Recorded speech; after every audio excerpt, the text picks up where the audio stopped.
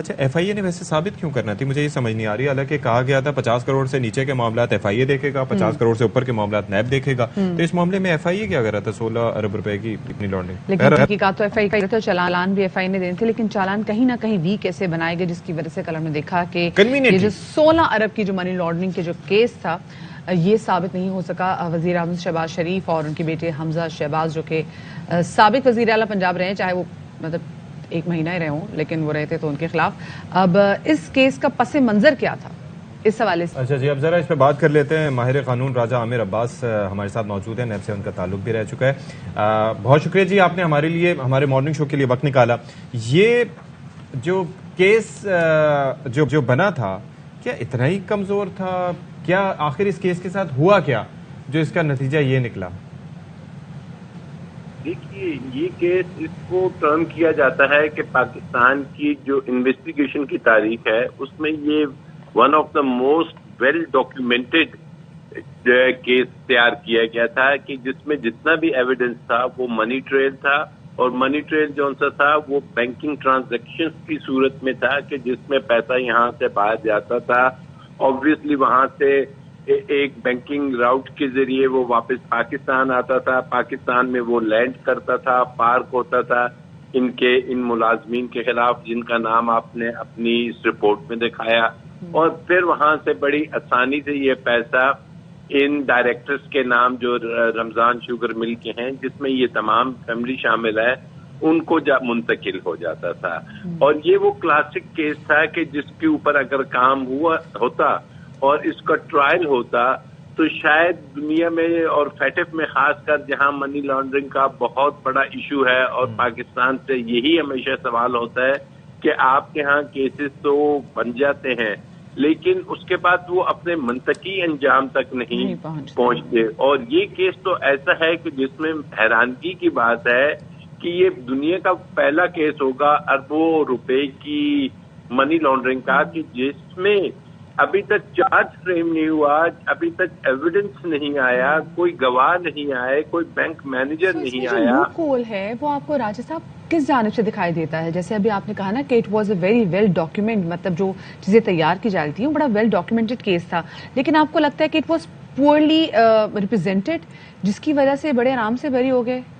دیکھیے، پروسیکیوشن کا آبویسلی اس میں ایک بہت بڑا رول ہوتا ہے، اور جب یہ حکومت چینج ہوئی تھی تو آپ کے علم میں ہوں گے کہ جو پروسیکیوٹر اس کو کر رہے تھے، اس کیس کو فالو کر رہے تھے اور کورٹ میں اپیئر ہوتے، انہوں نے ایک اپلیکیشن دے دی تھی کورٹ میں، اور اس میں انہوں نے ان رائٹنگ دے دیا تھا کہ the director general F I A seems not to be interested in pursuing this case.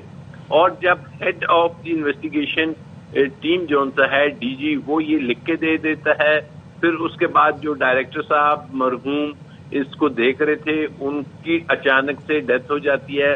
پھر آپ نے اپنی رپورٹ میں 2-3 اور ڈیتھ بتائیں، جو اس کے مین سٹار وٹنسز ہیں ان کی ڈیتھ ہو جاتی ہے.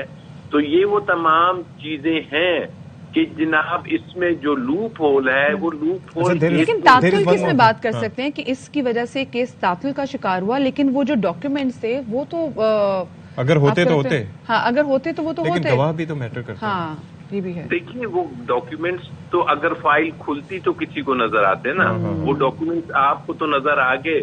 وہ ڈاکیومنٹس اگر کوئی گواہ کو بلاتے تو ڈاکیومنٹس وہ دکھاتا ہے کہ جناب یہ ہے وہ ڈاکیومنٹ کہ جو ہم نے 4000 صفحوں پہ مشتمل اگر یہ فائل ہے تو اس میں وہ ڈاکیومنٹس ہی ہیں، اس میں کوئی اور ووٹوں کی پرچیاں تو نہیں ہیں.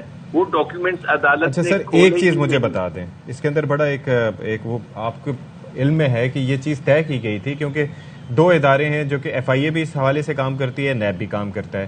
پھر یہ طے کیا گیا تھا کہ 50 کروڑ سے نیچے، correct me if I am wrong, لیکن میرے جو انڈرسٹینڈنگ ہے کہ 50 کروڑ سے نیچے کے معاملات ایف آئی اے دیکھے گی اور اوپر کے معاملات نیب دیکھے گا. اور نیب کا ظاہر ہے کہ ایک اپنا ایک سیٹ اپ جو ہے وہ تھوڑا سا ڈفرینٹ ہے. تو پھر یہ 16 ارب روپے کی منی لانڈرنگ کا کیس جو ہے یہ ایف آئی اے کیوں دیکھ رہا تھا؟ یہ بات ہم سب جانتے ہیں کہ ایف آئی اے کا محکمہ جو ہے وہ آتا ہے وزارت داخلہ کے ماتحت، تو وہ پھر ایک کنٹرولنگ اتھارٹی، ایک آٹونومس باڈی تو نہیں ہے نا F I a.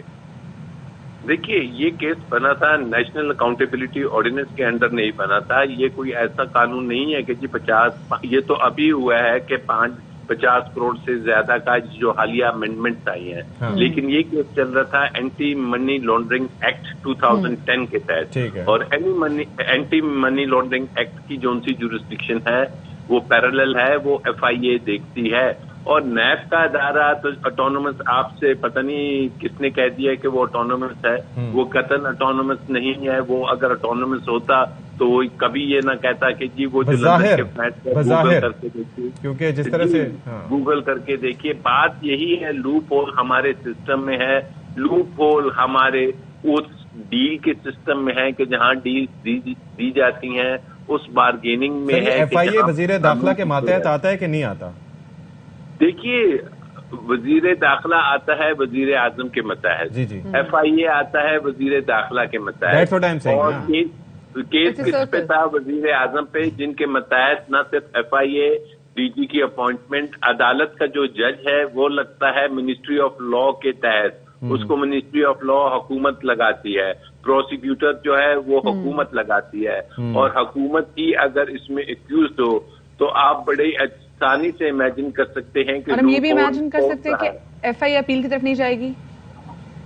Sorry, appeal देखिए ना, कि अपील में सबसे बड़ी बात तो ये होगी कि जब वो अदालत आपसे पूछ रही है कि आप बताइए, और वो कहते हैं कि जी रिकॉर्ड में कोई चीज ऐसी नहीं कि हम इनको कनेक्ट कर सके, तो अपील में जाके ये क्या कहेंगे कि जनाब हमने तो सारा रिकॉर्ड दिखाया था, लेकिन जज साहब जैसे सियासतदानों के नाम है, हमने देखा स्टेटमेंट भी थी कि एक सियासतदान नहीं किया, वो सियासतदान का नाम ही पिछले 3 सालों में कहीं आ ही नहीं सका कि वो कौन सियासतदान थे। तो ये कहीं ना कहीं ये भी उस रिपोर्ट्स में ये भी कुछ चीजें सामने थी। बहुत शुक्रिया जी राजा आमिर अब्बास साहब, निहायत रिस्पेक्ट माहिर कानून हमारे साथ मौजूद थे।